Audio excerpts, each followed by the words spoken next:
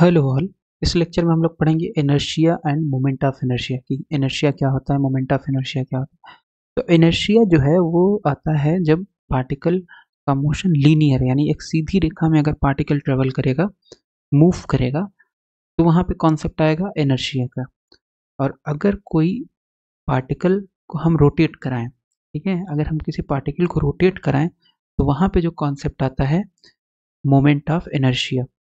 तो इनर्शिया जो है वो ट्रांसलेटरी मोशन में होगा और मोमेंट ऑफ इनर्शिया होगा रोटेटरी मोशन, यानी जहाँ पे रोटेशन होगा वहाँ पे मोमेंट ऑफ इनर्शिया होगा, और जहाँ पे सिंपल मूवमेंट होगा एक सीधी रेखा में वहाँ पे आपके पास इनर्शिया होगा। तो इसको और डिटेल में समझ लेते हैं कि सपोज हमारे पास ये प्लेन है यहाँ पे, ठीक है, यहाँ पे कोई एक ऑब्जेक्ट रखा हुआ है, मान लेते हैं इसका मास m है।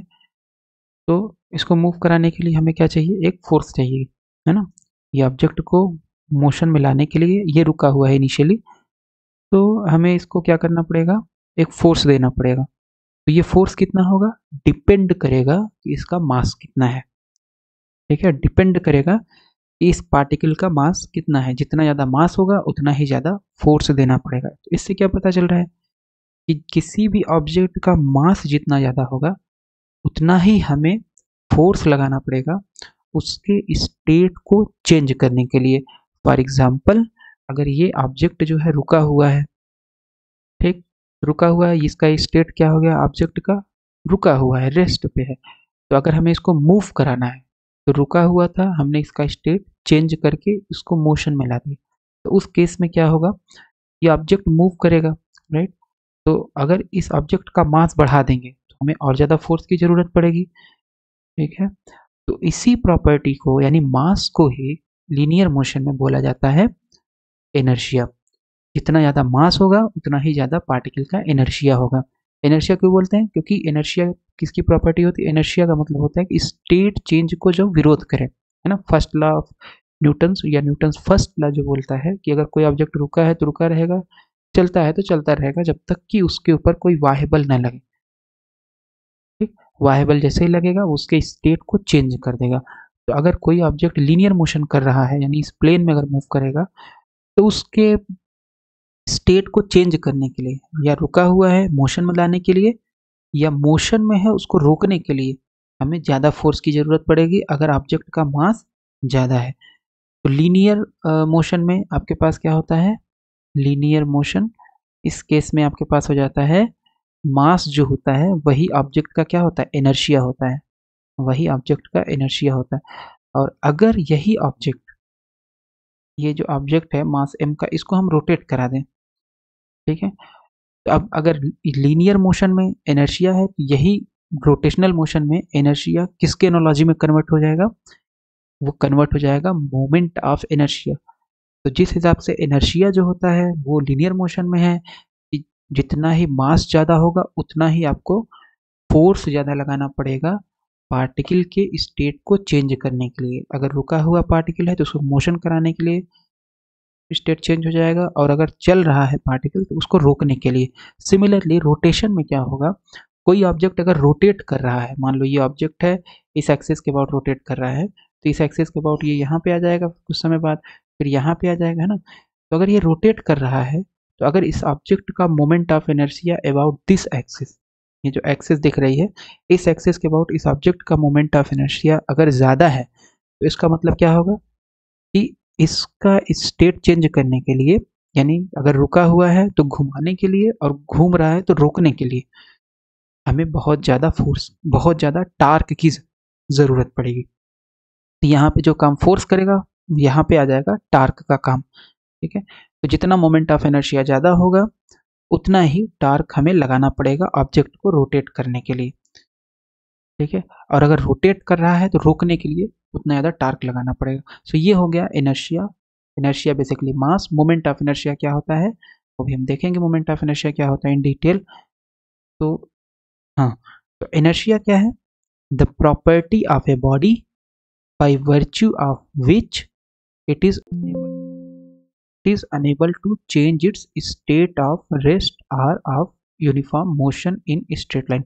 कहने का मतलब है कि अगर कोई पार्टिकल स्ट्रेट लाइन में मोशन कर रहा है या रुका हुआ है तो उसके स्टेट को अपने आप ही वो चेंज नहीं कर सकता है। अपने आप ही अगर कोई कार है, अगर मोशन में है तो मोशन करती रहेगी, रुकी है तो रुकी रहेगी, जब तक कि उस पर कोई फोर्स ना लगे, यानी जब तक कि उसका इंजन चालू ना किया जाए या बाहर से धक्का ना दिया जाए।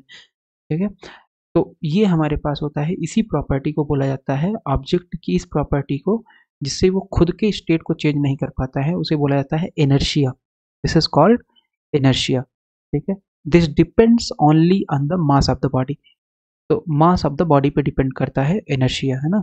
लीनियर मोशन में, यानी स्ट्रेट लाइन में अगर कोई ऑब्जेक्ट मोशन कर रहा है तो the greater the mass of the body the greater is inertia. जितना ज़्यादा मास होगा उतना ही ज़्यादा इनर्शिया होगा, मतलब उतना ही उसको डिफिकल्टी होगी, ऑब्जेक्ट को डिफिकल्टी होगी अपने स्टेट को चेंज करने में। अगर मोशन में है तो रुकना उसके लिए दिक्कत होगा जब तक कि आप उसके फोर्स ना लगाएंगे।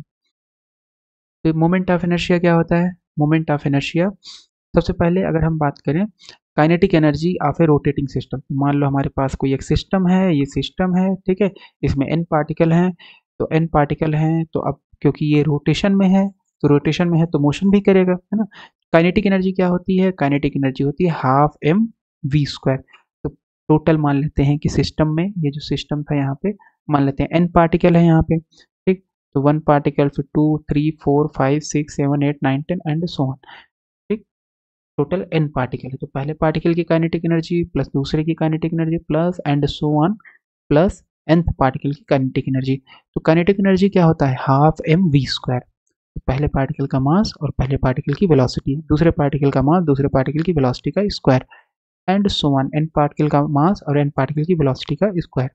ठीक है, अब हमें पता है कि ऑब्जेक्ट अगर रोटेट कर रहा है तो वहाँ पे लीनियर वेलोसिटी और एंगुलर वेलोसिटी, क्योंकि एंगुलर वेलोसिटी सभी पार्टिकल के लिए सेम होगी, तो लीनियर वेलोसिटी यानी ith पार्टिकल का लीनियर वेलोसिटी, वी आई क्या है? ith पार्टिकल का linear velocity is equal to omega cross r i. क्या हो जाएगा? Omega cross r i. तो इसका अगर मैग्नीट्यूड निकालोगे तो ये हो जाएगा v square is equal to omega square r square, right. ये वेक्टर में है तो स्केलर में क्या हो जाएगा? V square is equal to omega square r square. यहाँ पे रख देंगे omega square r one square, यहाँ हो जाएगा omega square r two square, यहाँ हो जाएगा omega square r n square.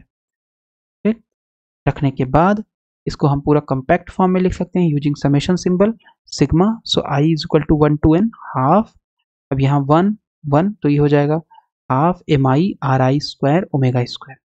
ठीक है, ओमेगा के ऊपर कोई इंडेक्स नहीं है, कोई सब्सक्रिप्ट नहीं है, राइट। तो काइनेटिक एनर्जी हो गया half m i r i square omega square. या ये जो टर्म है, ये टर्म से अगर हम हाफ बाहर निकाल लें, ये क्योंकि हाफ में तो कुछ है नहीं तो ये सिंबल से बाहर आ जाएगा। So this is half summation m i r i square, तो इसको हम बोल देते हैं आई। तो ये हो जाएगा half I omega square, half I omega square, जहाँ पे आई जो है वो हो जाएगा summation m i r i square. ठीक है, summation m i r i square मतलब क्या है कि जितने भी पार्टिकल हैं यहाँ पे अगर हम बनाएं, तो सपोज ये हमारे पास, वेट ए मिनट, तो सपोज ये हमारे पास क्या है, ये आपके पास सिस्टम है और ये मान लेते हैं इस एक्सिस के बाद रोटेट कर रहा है। ठीक है, तो जितने भी पार्टिकल हैं उन सभी पार्टिकल का इस एक्सिस से perpendicular distance, right, mass into distance square. तो मास इसका, mass into distance square, mass into distance square, mass into distance square, mass into distance square, ये जो हो जाएगा यही हो जाएगा मोमेंट ऑफ इनर्शिया। तो पहले पार्टिकल का m1 r1 square plus m2 r2 square plus m3 r3 square and so on. तो इसी क्वांटिटी आई को बोला जाता है क्या? Moment of inertia, mass into distance square. तो काइनेटिक एनर्जी आ गया आपके पास हाफ आई ओमेगा स्क्वायर। ठीक है, तो ये चीज़ हो गया। रोटेटिंग बॉडी का जो काइनेटिक एनर्जी होगा वो क्या हो जाएगा? रोटेटिंग बॉडी का काइनेटिक एनर्जी हो जाएगा हाफ आई ओमेगा स्क्वायर, जहाँ पे आई क्या है? Moment of inertia of the body about the rotation axis. ये रोटेशन एक्सिस है, इसके अबाउट इस ऑब्जेक्ट का मोमेंट ऑफ इनर्शिया आई है। तो काइनेटिक एनर्जी कितना जाएगा? Half I omega square. Omega क्या है? ओमेगा है angular velocity of this object about the axis.